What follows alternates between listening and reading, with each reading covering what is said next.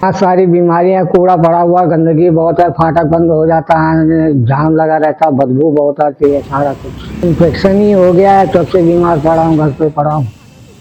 नागलोई फाटक एक ऐसा इलाका है जहां रोज हजारों लोग गुजरते हैं, लेकिन इसी जगह पर कूड़े के बढ़ते ढेर अब एक गंभीर पर्यावरणीय संकट बन चुके हैं। सड़क के किनारे, रेलवे लाइन के पास और खाली प्लॉटों में बेहिचक कूड़ा फेंका जा रहा है।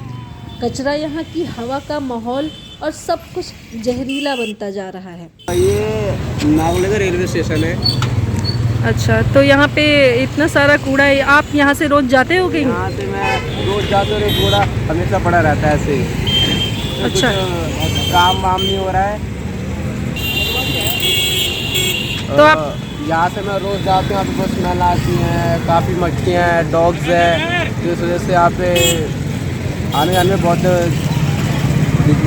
दिक्कत होती है, काफ़ी स्मेल आती है काफ़ी इधर एरिया में आने पे। दिन भर उठने वाली बदबू, मच्छरों का बढ़ता प्रकोप और बीमारियों का खतरा आसपास के रहने वाले लोगों के लिए जिंदगी मुश्किल बना रहा है।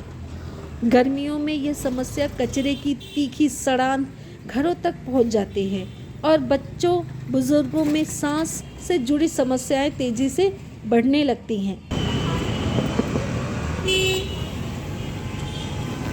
हेलो सर, ये कौन सा एरिया है? ये किराड़ी का फाटक है जो नांगलोई को निकलता है, नांगलोई। हाँ, यहाँ मैंने देखा बहुत दिन से ये कूड़ा लगा हुआ है, इससे आपको क्या दिक्कत हो रही है?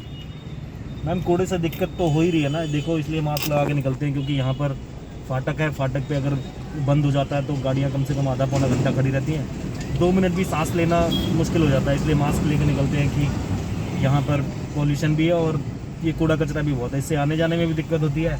आधा कूड़ा तो आधे रोड पे गिरा रहता है तो जाम भी बहुत लगता है। अब ये तो बहुत दिन से है मैम, पता नहीं कोई काम इस पर हो रहा है नहीं हो रहा, हालांकि ये मेन रोड है, इस पर हमारे निगम पार्षद इस पर कुछ काम कर रहे हैं नहीं कर रहे, लेकिन कुछ सुनवाई नहीं है, इस पर कोई काम नहीं हो रहा।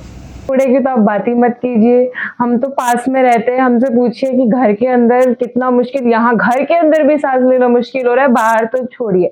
मैं डेली कॉलेज आती जाती हूँ, जैसे जाती हूँ मुझे पता है, और बारिश के टाइम पे तो ऐसा हो जाता है कि मेरे को छुट्टी मारनी पड़ती है, खुद ही घर पे बैठना पड़ता है, और जब बहुत इमरजेंसी होती है एग्जाम के टाइम पे भी कैसे क्रॉस करते हुए तो मुझे पता है, बस अब मैं यही सोच रही हूँ कि सीरीज में कैसे निकलूं जल्दी। कंप्लेन करी है बहुत, क्या कहते हैं, सबने लेटर लिखा था, फिर हम देकर भी आए हैं कि कम से कम इसको तो आप इम्प्रूव करिए।